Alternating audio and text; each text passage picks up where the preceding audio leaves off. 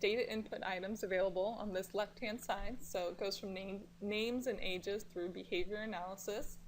Not all of the data input are going to be required depending on the plan that you're creating. So certain items like estate, you could skip if you're not going to be including the estate reports. Or behavior analysis, you can skip, it's purely optional. I'll make sure to highlight that as we go through these different data input items.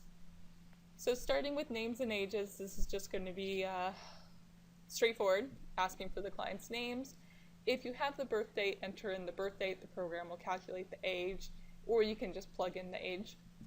Planned retirement age, and then life expectancy. So you can see the calculated life expectancy here. The program calculates individual 1's life expectancy using the single lifetime table, and individual 2, it just adds an additional 5 years. So if you want to use anything else, just pop down into that alternative or alternate life expectancy field and use that, and the program will use your alternative entry rather than that calculated value. Married couple, that little checkbox can be important for things like spousal Social Security benefits, so make sure you check that box if it applies. Gender and Social Security, it's not required. If you want to record that information, you can. Same with address and employment. If you would like to record this information for your own purposes, you can here. Otherwise, it's not required by the program. The last tab here is contact notes. This is a place for you as an advisor to keep track of any notes that you would like. It's not included in the main set of reports. You can print them out separately, but this is just a place for you to record any notes that you would like to kind of keep on file relating to this case. So with that, we can move to the next data input section. You can use these next previous buttons to navigate, or you can just click on the different items on the left-hand side. So the next data input is risk. This one's really straightforward. You're just going to be selecting a risk tolerance level. There's a risk tolerance test. So if you gave the clients the questionnaire that goes along with the program, it's going to include this risk tolerance test. You can also print this out separately. Check the boxes that apply, hit OK, and the program will choose a risk tolerance based on those responses, or you can just go ahead and select a risk tolerance level. So estate is going to collect any estate strategies that the clients might already have in place. So if they have a will or they have a credit shelter trust already set up, you can check the boxes here. If they're in a community property estate, there's a checkbox for that. So this is one of the data inputs that can be skipped if you are not using the estate planning reports. If you are, you'll want to make sure you do fill out this information, and the program will use it for a current estate situation and then a suggested estate situation, which is going to include moving life insurance into an ILET, as well as funding a credit shelter trust. So once you're through with estate, you can move on to insurance. And this top section is going to collect any life insurance that they have. So we can see that they each have a term life insurance policy. If I wanted to add a new policy or modify one of these existing policies, I just click on Add/Modify. This will pop up another window where I can see the details of the insurance policies. So you'll just need to make sure you fill out the insured, owner, and beneficiary, the type of policy, and the biggest item here is collecting that death benefit. That's mainly what the program is concerned with. In regards to that death benefit, these two checkboxes come into play. So the first checkbox says include policy death benefit and retirement projection. And that means if this person, individual 1, were to die at his life expectancy at age 85, do we want this $300,000 to come into the projection at that point? In this case, this is a term policy. This policy would no longer be available, so we're not checking that box. We do not want this $300,000 to come in at individual 1's life expectancy at 85. The second checkbox, though, is asking about the survivor needs analysis. So that's for the insurance reports, which look at if death were to occur today. So yes, this policy is currently active. If he were to die today, this $300,000 death benefit would be available, so we do want to check the box to include it. So typically for your permanent policies, you would have both boxes checked, and for term policies, you would then check just the last box here. So once you have their insurance policies entered, you can move on to the next section. If they do have any long-term care coverage available to them, you can fill that out. as well as a long-term care cost override if you want to use something other than the defaults that you could set under your options menu. So pension and Social Security is going to collect information regarding their pensions, earned income, and Social Security. You have a spot to enter in 2 pensions per person. So this is designed to collect a defined benefit type pension, so it'd be an income stream from a start age until life expectancy. If any portion of that defined pension benefit is going to be available to the surviving spouse, you can enter in the surviving spouse's benefit amount. We also have this lump sum checkbox, so if they are going to receive a lump sum pension payout, we can check that box.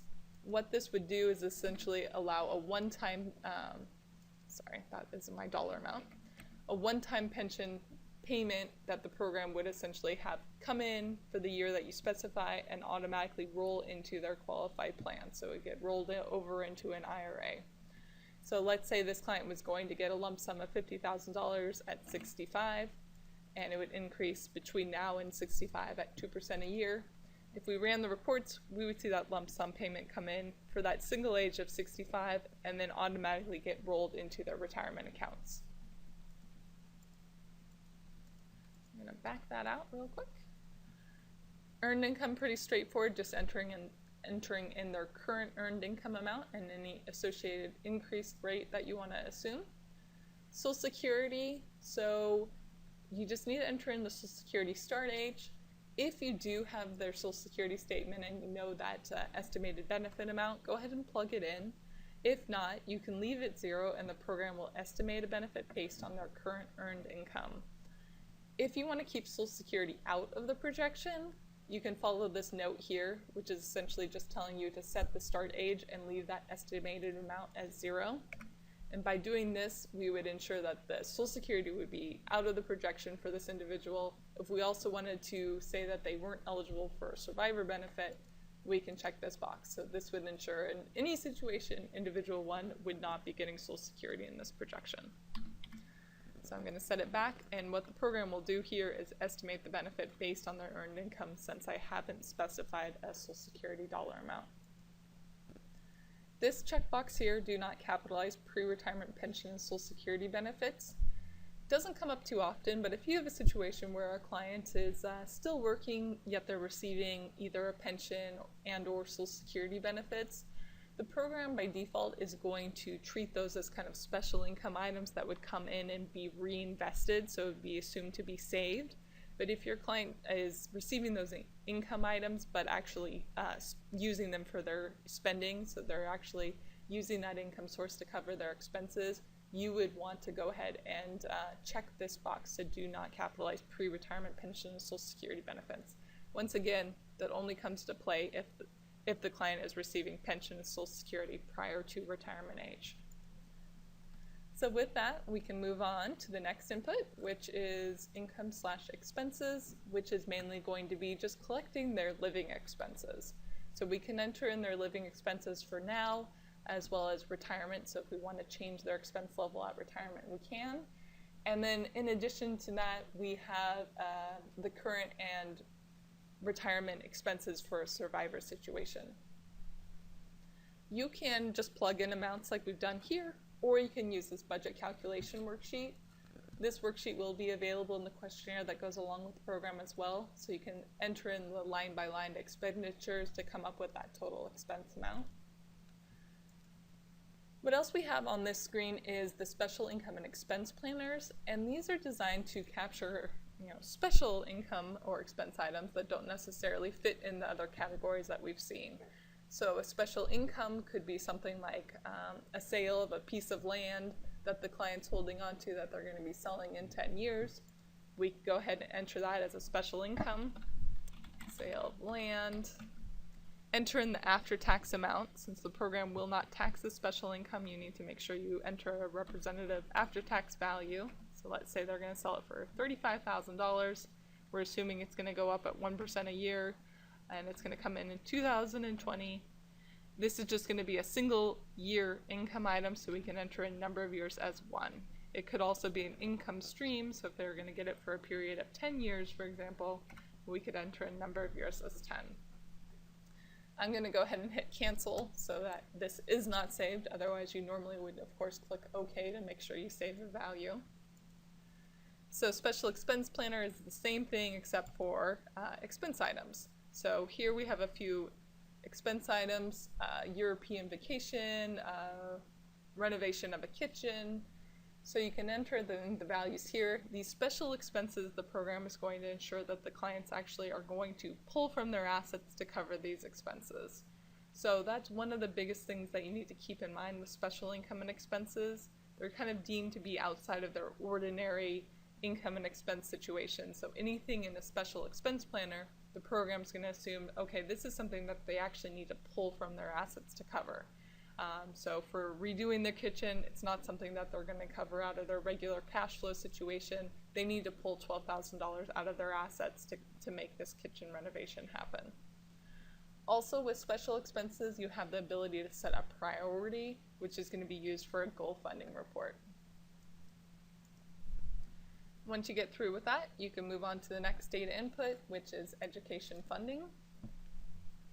This is going to collect any information for the college funding reports. So if they do have dependent children and they do want to include education funding reports, you can fill this information out.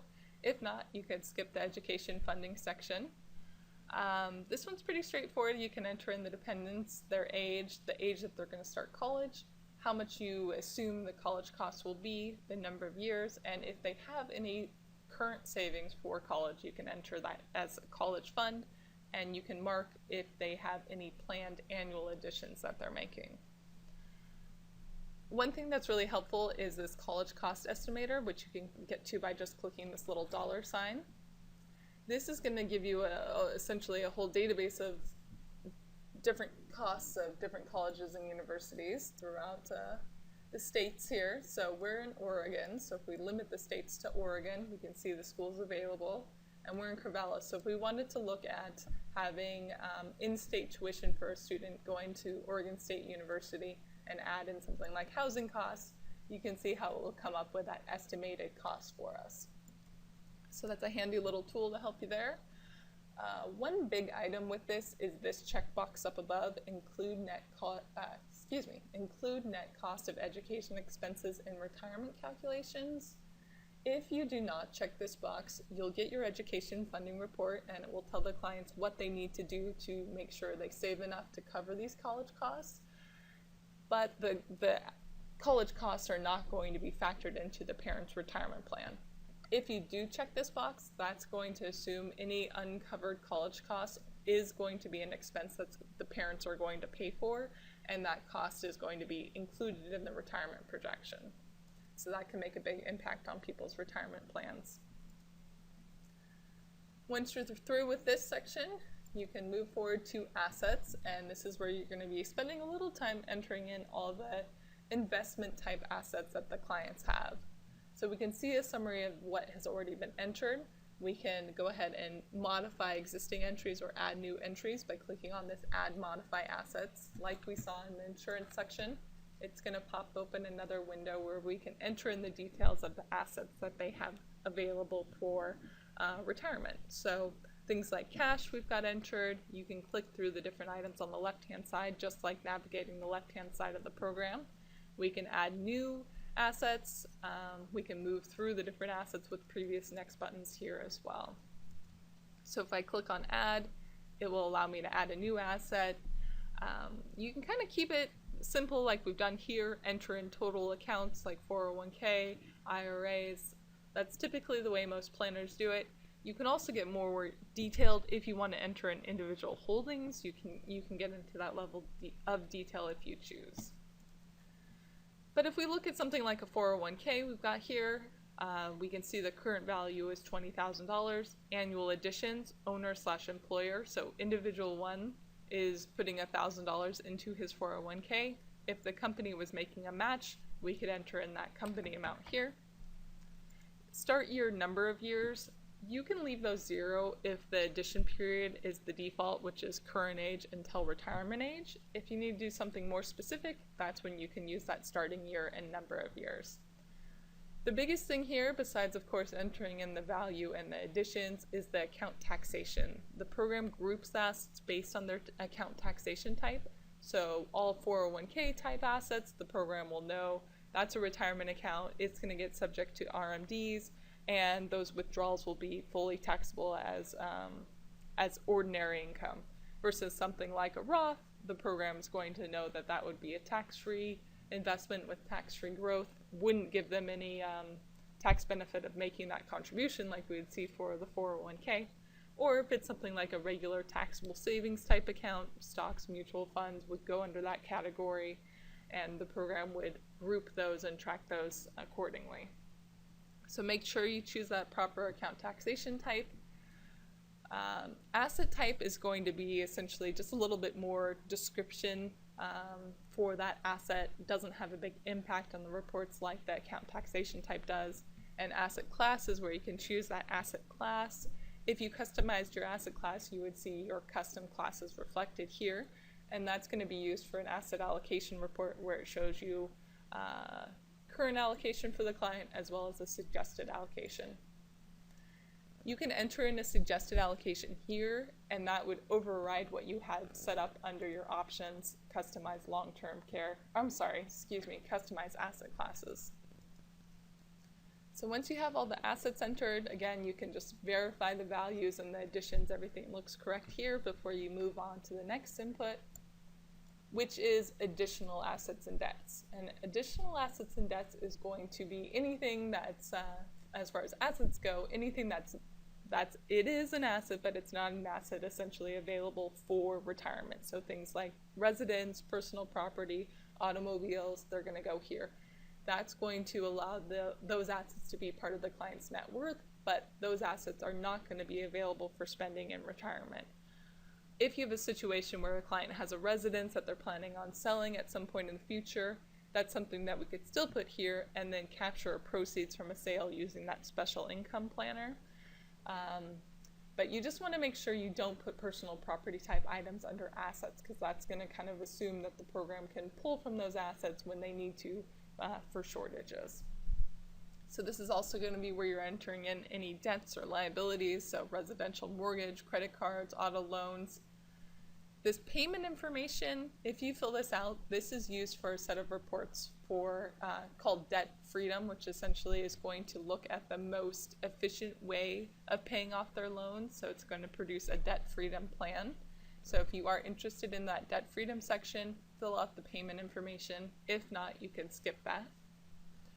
Along with that debt freedom, if you want to look at adding an additional payment, a monthly amount to be applied to that debt, to be used for that debt freedom reports, you can enter in the amount here. So if we looked at paying an extra $100 a month onto their loans, that can be included for our debt freedom plan. The last of the required data inputs is the rates section, and this is going to be where you're selecting the rates of return that the program is going to use to project the assets going forward. So we can see here that the program's asking for the rates of return on taxable, tax-free, tax-deferred, and annuity-type assets. So once again, that's where that account taxation comes into play that we saw in the asset input. The program will group the assets based on that taxation type, and it's going to get an overall weighted return that you've set here. So all taxable accounts are earning 7% until retirement. At that point, they're going to be switching to a 6% rate of return. The program's also going to ask for the effective tax rate, and this effective tax rate gets applied to their income, interest, and any taxable type events. And it really is looking for an effective tax rate for every dollar of ordinary income. The program is going to charge 25 cents for taxes in this case. So you have the opportunity to set a tax rate for current age as well as an after retirement age. There's some other items here, things like if they're exempt from penalties, early distribution penalties from qualified plans, increased rate for capital additions. So where we saw individual one was putting $1,000 into his 401k, do we want to assume that that $1,000 goes up each year? In this case, we're saying yes, his savings is going up by 3% each year. Proportionalized first year calculations is going to come into play. This is purely optional for you as a planner. By default, the program is going to show a full 12 months as the first year of the calculation. If you check this box, it will kind of change modes and it will reflect the number of months remaining in the year. So if you ran this on June 1st and you did not have this box checked, the program would show a full 12 months. So it would essentially run from June 1st of this year until June 1st of next year for that first year. If you check that box, it would essentially change that first year to just reflect the number of months remaining. So it would show you 6 months of the first year for values rather than a full year. Monte Carlo, the program will include a Monte Carlo. It will automatically calculate a standard deviation, but if you want to use something else, you can enter in an override, and you have the option to use fat tails, which is going to put a higher weight on those more extreme negative market events. So with that, that is everything that you need to run the reports or view the what if tool. We have this behavior analysis section, and this is something that takes a little time to get used to and become familiar with it. So if you're just getting started with the program, I would say just skip this section. If you don't enter anything here, no reports will be included about the behavior analysis. But as soon as you're familiar with the rest of the program, please do go ahead, dive right into this behavior analysis. It introduces some ideas beyond the standard Monte Carlo, which looks at, randomizing rates of return. This actually looks at randomizing rates of return. You have the option to also randomize inflation.